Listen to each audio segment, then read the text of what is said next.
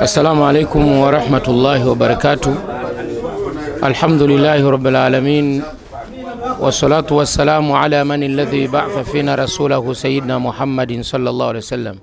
Ndugu mtazamaji wa Mtoro TV, kwa majina naitwa Sheikh Ibrahim Hamisi Mbaruku maarufu Lubangu au Mkongomani.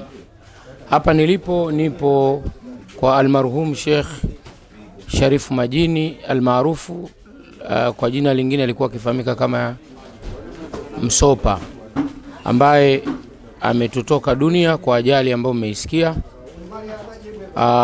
Nikimzungumza au kumzungumzia katika eneo ambalo mimi na yeye nimepata kuishi naye wakati akiwa hai, alikuwa ni mtu mwenye imani kwanza ile ya dini, kwa sababu ulikuwa unamuona hata kama mmekaa mnazungumza siku zote alikuwa anawahamasisha watu kwa ajili ya sala. Yani mnaweza kuwa mmekaa ndani, adhana inatoka, anawaambia jamani, pamoja na yote lakini iko siku tutaondoka, twendeni tukamsujudia Allah. Hiyo ilikuwa ni sifa yake kubwa na Mwenyezi Mungu atamlipa katika hilo. Lakini jambo la pili, alikuwa ni mtu mwenye kiu ya mafanikio. Mafanikio ninayokusudia ni yale ya halali. Alikuwa akizalisha kazi moja kwenda kazi nyingine, kazi za halali, ili mradi ajitafutie riziki yake ya halali, na katika hilo Mungu alimbariki akawa anafanikiwa. Lakini Sharifu Majini au Msopa alikuwa ni mtu wa watu, alituunganisha hasa katika vipindi ambavyo watu tukiwa na matatizo mara nyingi tumekuwa tukimkimbilia. Binafsi nimesafiri naye kwenda Burundi, Bujumbura, tulikuwa mimi yeye na pamoja na Dr. Sule.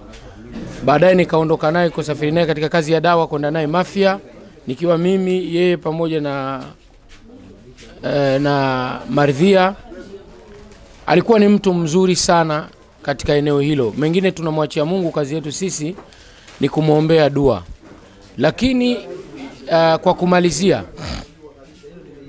Sheikh ameacha familia, ameacha watoto, ameacha mke. Kwa kila atakayesikiliza anaweza akawa nafika hapa kwa ajili ya kutasaddaq, kwa sababu haya yalikuwepo hata wakati wa Mtume Muhammadin sallallahu alaihi wasallam. Mtume sallallahu alaihi wasallam alipopokea habari ya kuuliwa Jaafar katika vita ya Mu'ta, Mtume alipopata zile habari akamfuata mke wake ambaye alikuwa anaitwa Asma bint Umais. Kuna Asma bint Abu Bakar na Asma bint Umais. Ninayemzungumzia ni Asma bint Umais. Akagonga mlango, mke wa Jaafar akafungua. Kisha Mtume akamuuliza mke wa Jaafar, hal balaghaki an Jaafar wa ashabihi shay'an? Mnazo taarifa zozote zinazomuhusu Jaafar pamoja na jamaa zake? Asma akasema, ya Rasulullah, hatuna habari yoyote ambayo tumeipokea. Tunajua ameenda vitani na tunajua atarudi salama.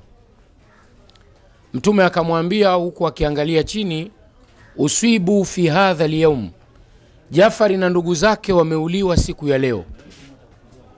Asma alishindwa kujiziwia, akapiga kelele iliyopelekea majirani wote waliokuwa katika mji ule wa ambapo alipokuwa naishi Jaafar watoke majumbani kwao kwenda kujua kwa Jaafar kuna nini.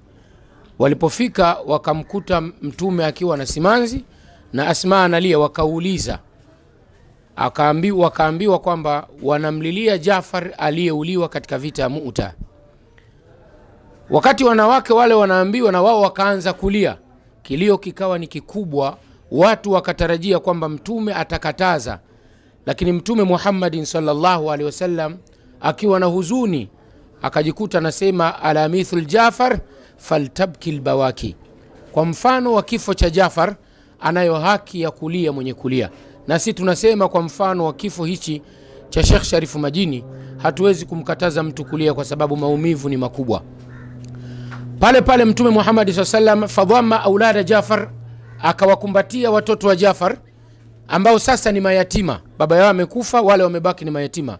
Fadhamma aulada Jaafar, akawakumbatia watoto wa Jaafar, kisha akasema, ana waliyukum fi dunya wal akhirah, kuanzia sasa mimi ndio nitakuwa msimamizi wenu hapa duniani na kesho akhera.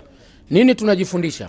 Kwamba anapoondoka mmoja wetu kama hivi alivyoondoka Sheikh Sharifu Majini, sheria inatutaka tuikumbatie familia yake, tuizungukie familia yake, tuisalimie familia yake, ndio namna ya kuishi au kuuishi wema ambao aliuishi yeye mwenyewe alipokuwa hai. Machozi yetu ni mengi, nafsi zinauma, kwa sababu ukikaa wakati mwingine unafikiria, ukitazama background yake, maisha yake, alivyokuwa mtanashati, roho safi, unafika mahala unaona kwamba dunia tunapita na sisi hapa sio wakaaji.